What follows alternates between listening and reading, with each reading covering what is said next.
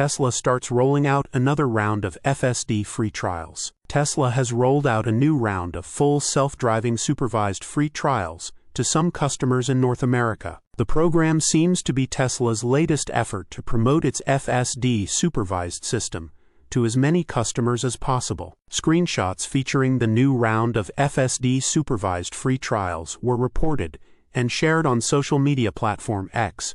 Interestingly enough, even customers who have an active FSD subscription are eligible for the new 30-day free trial program. Tesla's message: if you have an active FSD supervised subscription, 30 days of free FSD will be added to your vehicle. Following is Tesla's message to customers, as shared on X: your full self-driving supervised trial starts now. You've been granted a complimentary trial of full self-driving supervised for your vehicle ending in XXX. Under your supervision, full self-driving supervised can drive your Tesla almost anywhere. It will make lane changes, select forks to follow your navigation route, navigate around other vehicles and objects, and make left and right turns. You and anyone you authorize must use additional caution and remain attentive. It does not make your vehicle autonomous. Do not become complacent. This trip will end on date. If you have an active FSD supervised subscription, 30 days of free full self-driving capability